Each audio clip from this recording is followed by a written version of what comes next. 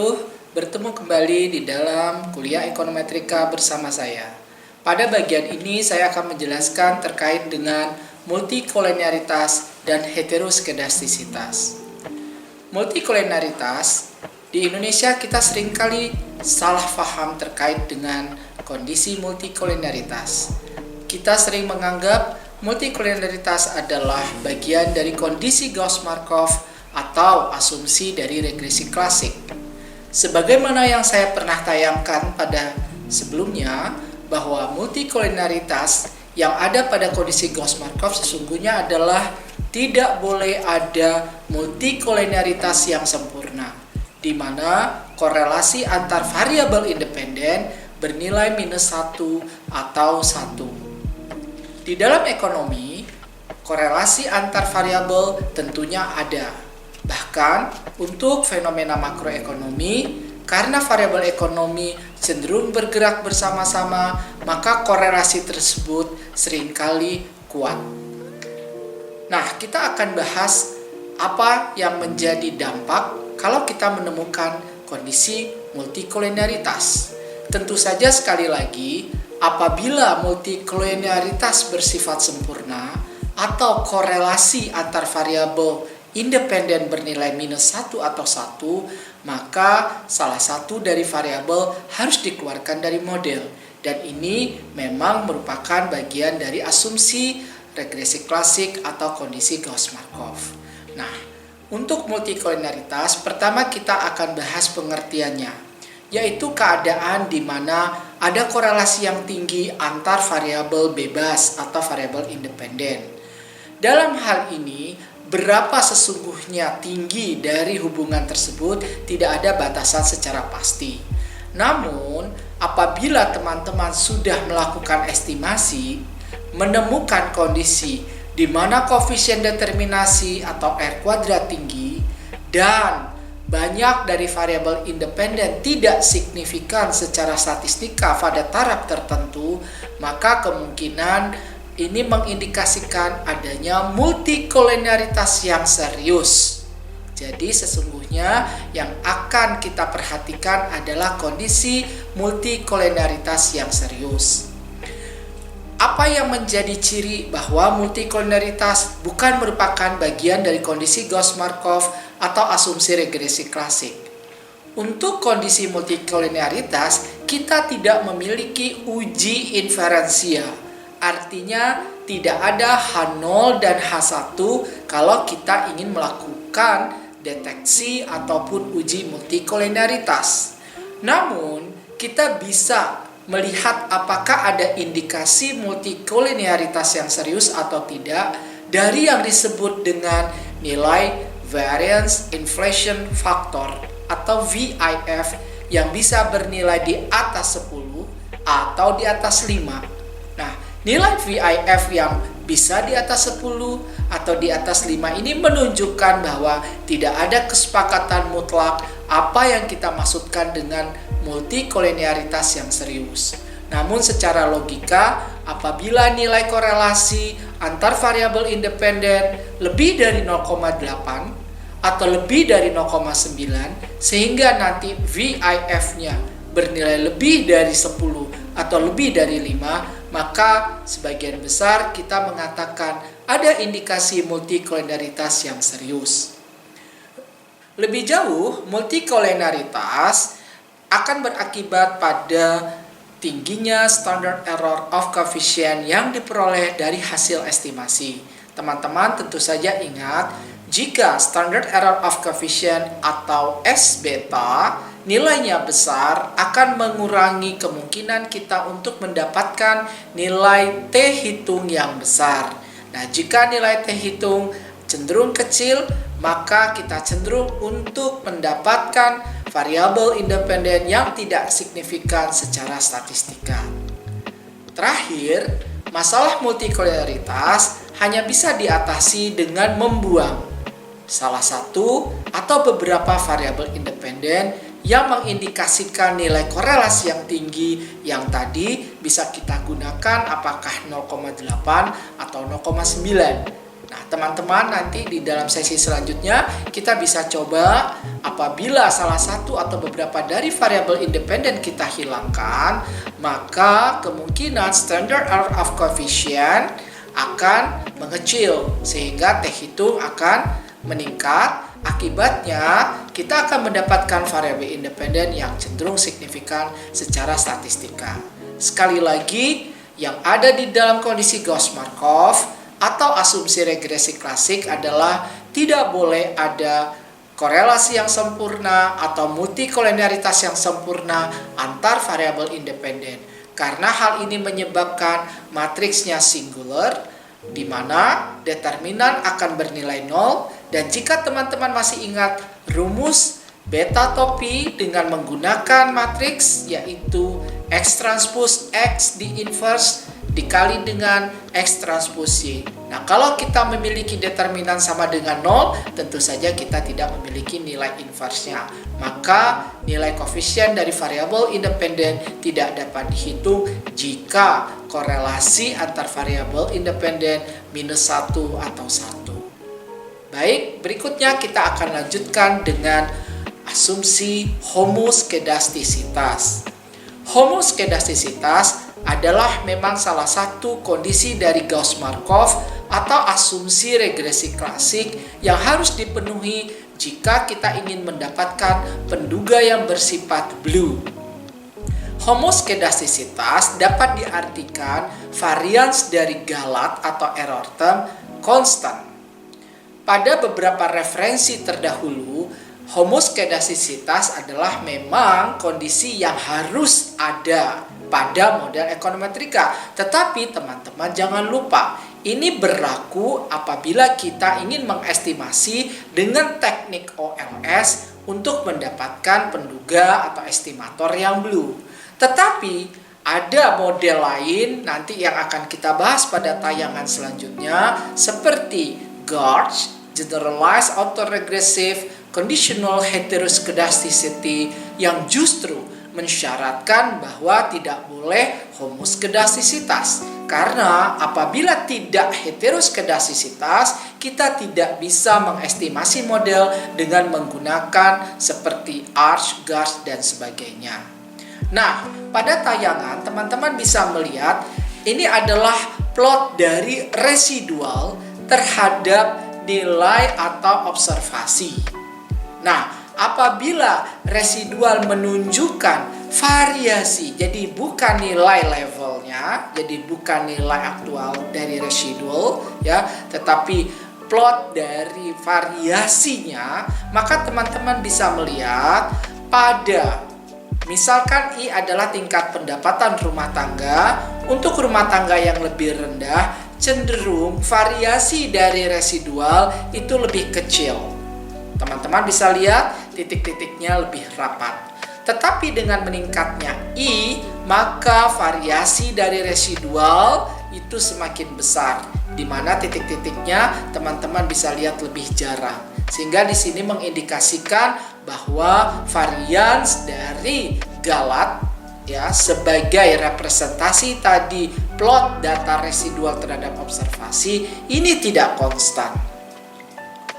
Nah, apa yang menjadi penyebab munculnya masalah heteroskedastisitas? Di dalam kuliah ekonometrika di Indonesia kita jarang mendiskusikan ini. Masalah heteroskedastisitas muncul karena memang fenomena ekonomi itu sendiri. Yang pertama adalah variasi data yang sangat besar, baik untuk observasi antar individu ataupun antar waktu. Sebagai contoh, Indonesia the only one big archipelago country in the world. Jadi dengan kondisi negara kepulauan, maka kesenjangan pendapatan regional di Indonesia sangat tinggi. Maka PDRB per kapita antara provinsi yang ada di Indonesia Timur dengan PDRB per kapita untuk provinsi yang ada di Jawa sangat timpang. Nah, kalau kita menggunakan seperti model dengan data kerat lintang atau cross section, maka kita mempunyai variasi nilai antar individu yang sangat besar. Yang kedua, fenomena heteroskedastisitas bisa juga muncul dari data deret waktu. Kalau kita meregresikan data selama 40 tahun, katakanlah misalnya dari tahun 1980 sampai 2019, maka nilai-nilai seperti pendapatan, konsumsi, investasi, jumlah penduduk, dan seterusnya tentu saja dibandingkan antara tahun 1980 dengan 2019 sangat berbeda. Nah, kalau kita meregresikan data yang variasinya sangat besar seperti ini, cenderung nanti akan menemukan adanya masalah heteroskedasisitas.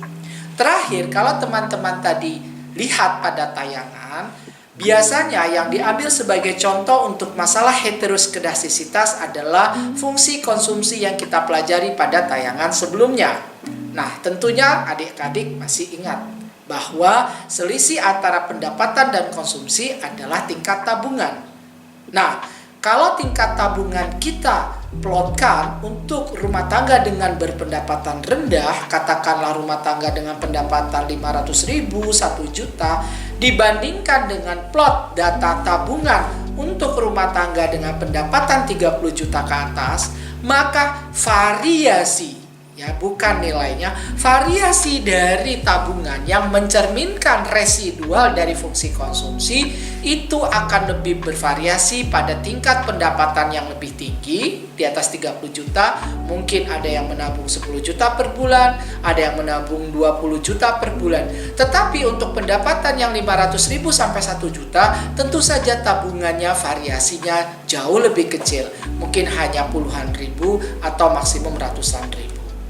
Nah, terakhir, salah satu yang bisa menyebabkan heteroskedasisitas adalah apabila kita menghilangkan variabel independen yang seharusnya masuk ke dalam model. Jadi ini sama seperti kasus mengapa kita memiliki R kuadrat yang tidak mencapai 100%. Lalu apa yang menjadi konsekuensi dari kalau kita menemukan ada heteroskedasisitas di dalam model? Sama persis dengan autokorelasi. Penduga dari OLS tetap unbiased atau tidak bias, namun varians dari residual akan underestimate. Kalau varians dari residual underestimate, berarti standard error of coefficient atau S beta yang kita peroleh menjadi tidak valid. Akibatnya, nilai T hitung dari formula yang diestimasi tentu menjadi tidak valid.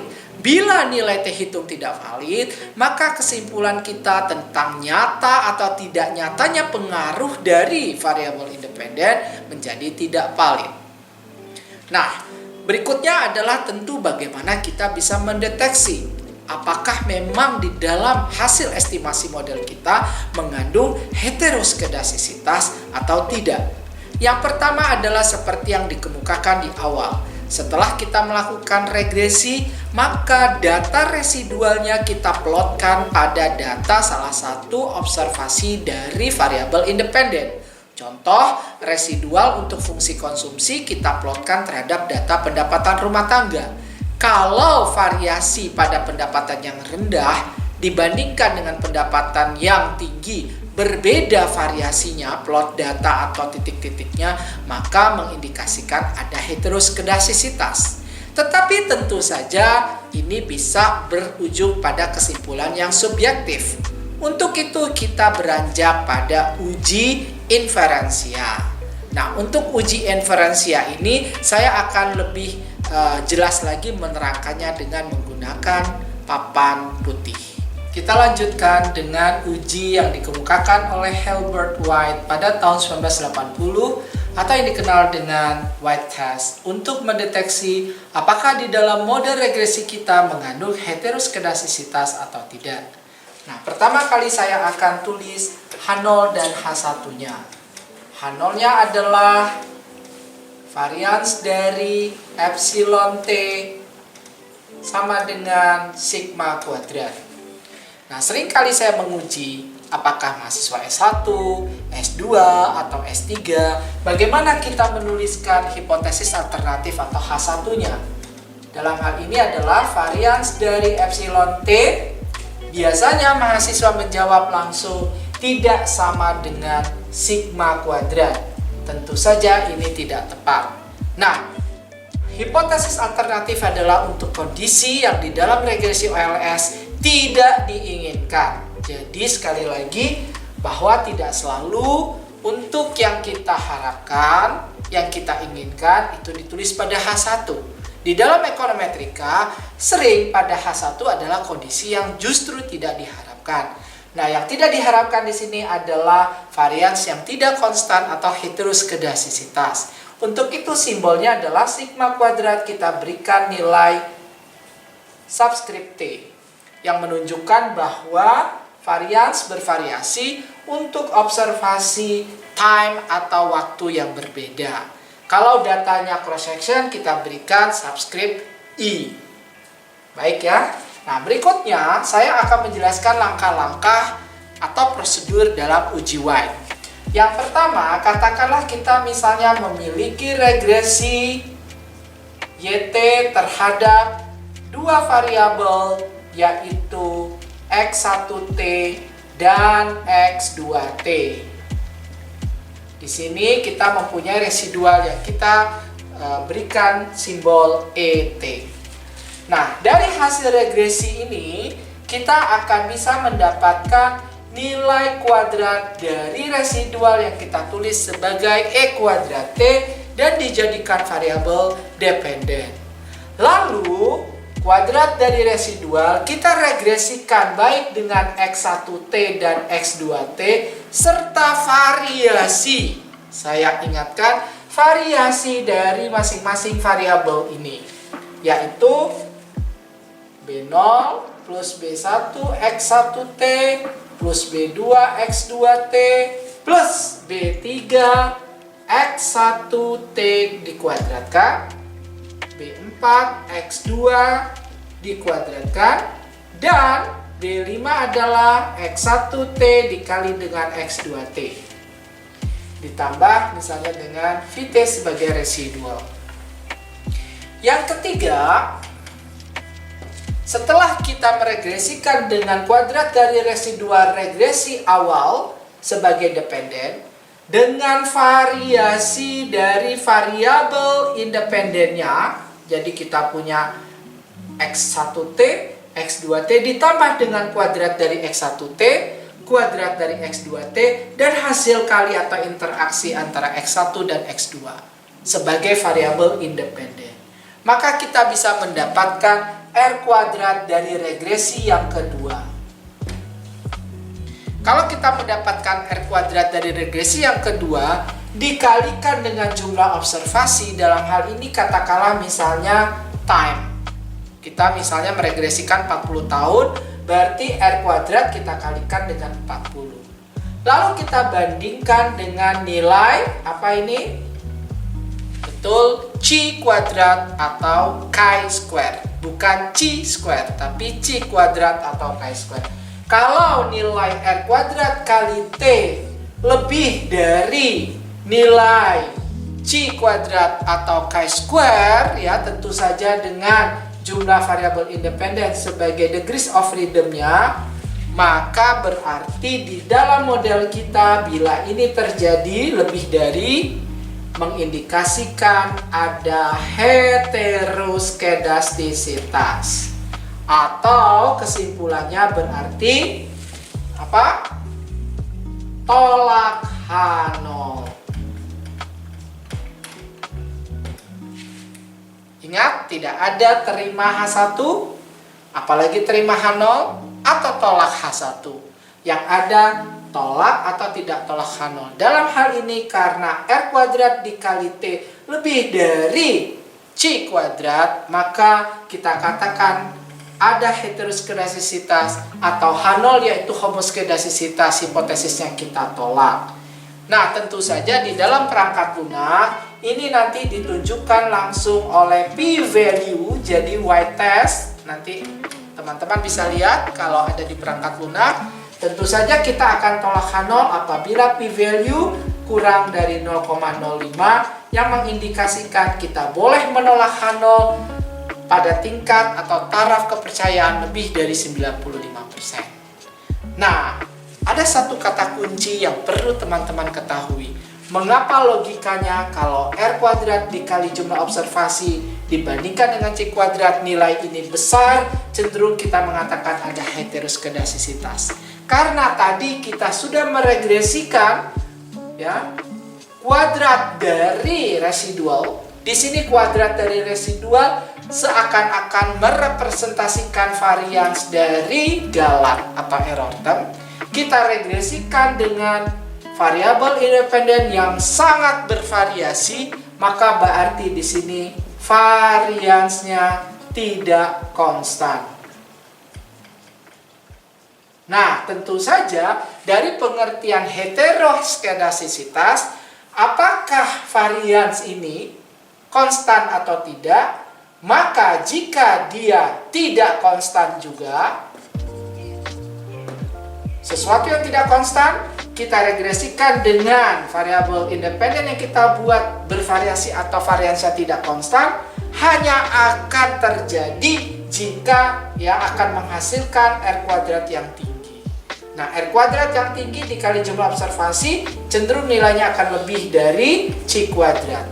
Sekali lagi, kalau kuadrat dari residual tidak konstan. Sebaliknya, pada kondisi homoskedasisitas atau varians dari residual ini konstan, maka bila diregresikan dengan yang tidak konstan, dan ini berarti kan tidak kita permasalahkan, kita anggap given dia tidak konstan, maka kalau ini konstan atau homoskedasisitas, tentu R kuadratnya kecil dan cenderung kurang dari C kuadrat atau tidak tolak H0. Jadi itulah logikanya dari uji White ini. Menarik sekali kan ekonometrika, teman-teman tidak boleh menghafalkan langkah 1, langkah 2, dan langkah 3, dan seterusnya. Terakhir kita akan membahas jika kita menemukan masalah heteroskedasisitas pada model regresi kita, apa yang seharusnya kita lakukan. Nah, ada beberapa alternatif prosedur. Yang pertama yaitu melakukan transformasi data. Jika teman-teman awalnya melakukan regresi dengan variabel dependen dan independen tidak dalam bentuk logaritma, maka sekarang dengan mentransformasi menjadi data logaritma, misalnya kalau PDB menjadi loan PDB, kemudian pendapatan per kapita dan seterusnya. Sehingga model regresi kita yang awalnya untuk konsumsi sebagai contoh, CT diregresikan dengan PDRB, maka kita sekarang meregresikan loan dari CT dengan loan dari PDRB. Nah, selain untuk mengurangi kemungkinan heteroskedasisitas, perubahan atau transformasi dari data menjadi logaritma atau yang kita sebut nanti dengan logarithmic model atau log model. Jadi sekali lagi tidak boleh menyebut dengan double log karena tidak ada buku teks yang menulis dengan istilah double log, tetapi cukup log model atau logarithmic model. Maka teman-teman apabila memperoleh koefisien regresi tersebut bisa diinterpretasikan sebagai elastisitas. Jadi jika nilai variabel independen berubah sebesar 1%, maka variabel dependen akan berubah sekian persen sesuai dengan nilai koefisiennya. Nah, yang kedua, cara kita memperbaiki masalah heteroskedasisitas dengan melakukan teknik estimasi baru, bukan lagi OLS. Sebagai contoh adalah dengan menggunakan teknik GLS atau Generalized Least Squares. Nah, salah satu contoh dari GLS adalah Weighted Least Squares. Kalau teman-teman sekali lagi ingat rumus beta topi kita dengan menggunakan matriks, yaitu beta topi sama dengan X transpose X dicari inversnya dikali dengan X transpose Y, maka dengan metode Weighted Least Squares atau residual dari hasil regresi kita gunakan sebagai pembobot untuk melakukan estimasi regresi lagi, maka kita berikan di dalam rumus dengan cara matriks tersebut yang kita sebut omega inverse, sehingga rumus beta topi dalam bentuk matriks menjadi X transpose dikali omega inverse dikali X baru dicari inversenya dikali dengan X transpose dikali omega inverse dikali dengan Y. Atau kalau saya baca cepat, X transpose omega inverse X inverse dikali dengan X transpose omega inverse Y. Inilah cara untuk mengatasi heteroskedasisitas yang lazim nanti teman-teman temukan di perangkat lunak.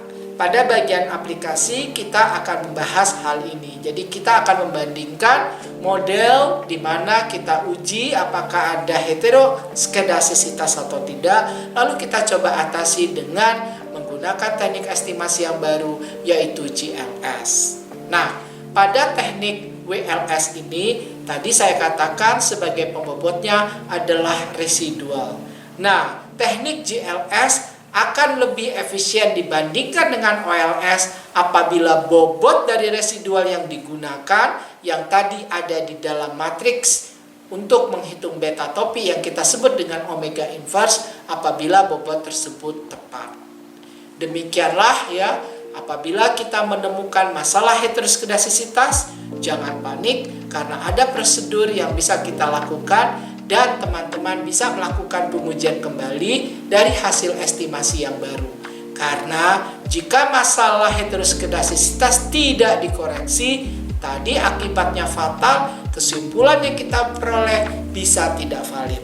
Faktor atau variabel independen yang awalnya kita sebut berpengaruh sebetulnya bisa jadi tidak berpengaruh nyata. Terima kasih. Ekonometrika ternyata sangat menarik, bukan? Sampai jumpa lagi. Assalamualaikum warahmatullahi wabarakatuh.